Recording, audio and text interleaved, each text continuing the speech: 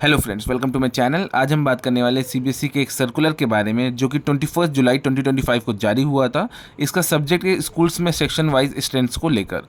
तो चलिए जानते हैं डिटेल में इस सर्कुलर के बारे में। तो इस वीडियो को एंड तक देखिएगा ताकि कोई भी कन्फ्यूजन ना रह पाए। सबसे पहले समझ लेते हैं कि पहले क्या हुआ था। तो पहले सीबीएसई ने एक सर्कुलर 2 अगस्त 2023 को जारी किया था।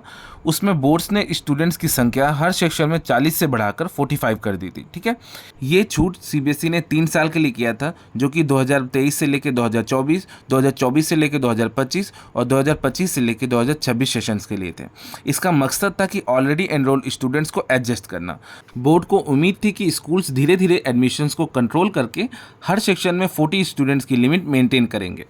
अब बात कर लेते हैं नई छूट क्यों दी गई थी। तो as per the circulars schools को 40 स्टूडेंट्स की लिमिट में काफ़ी दिक्कत आ रही थी, इसलिए उन्होंने सीबीएसई को कई रिप्रेजेंटेशंस भेजे। कुछ खास सिचुएशंस में उन्हें एडमिशन देने में मुश्किल हो रही थी। अब बात कर लेते हैं ये एक्सेप्शनल सर्कमस्टेंसेस क्या हैं।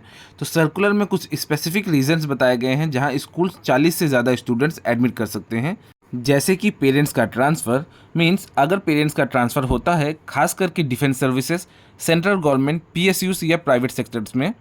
एसेंशियल रिपीट केसेस, यानी कि अगर कोई स्टूडेंट फेल हो गया है और उसे वही क्लास रिपीट करनी हो तो ठीक है, ये भी एक्सेप्शनल केसेस में आते हैं। साथ ही साथ अदर रीजंस ये भी हो सकते हैं कि परफॉर्मेंस इंप्रूव करने के लिए, मेडिकल कंडीशन की वजह से या हॉस्टल से शिफ्ट होने पर भी ये एक्सेप्शन मिलेगी। तो अब बात कर लेते हैं अब नए गाइडलाइंस क्या हैं। इन सभी डिफ़िकल्टीज़ को देखते हुए सीबीएसई ने स्कूल को एक्सेप्शनल सर्कमस्टेंसेस में 45 स्टूडेंट तक एडमिट करने की परमिशन दे दी है। अब बात कर लेते हैं मैक्सिमम लिमिट, यानी कि कोई भी स्कूल्स एक सेक्शन में 45 से ज़्यादा स्टूडेंट्स को एडमिट नहीं कर सकता है किसी भी हालत में। As per the circular schools को रिकॉर्ड रखना ज़रूरी है। स्कूल को इन एडमिशन्स के रीज़न का रिकॉर्ड रखना होगा। क्लास 9 से लेकर क्लास 12 के लिए इनकी जानकारी ऑनलाइन पोर्टल और एडमिशन विड्रॉल रजिस्टर दोनों जगह रिकॉर्ड रखनी होगी। क्लासेस 1 to 8 के लिए रीज़न सिर्फ एडमिशन विड्रॉल रजिस्टर में रिकॉर्ड करना होगा। सभी क्लासेस के लिए रीजन्स ओएसिस पोर्टल में भी रिकॉर्ड करने होंगे। अब बात कर लेते हैं क्लासरूम साइज़, यानी कि क्लासरूम का साइज़ कम से कम 500 स्क्वायर फीट होना चाहिए और हर स्टूडेंट्स के लिए 1 square metre built up floor area होना चाहिए।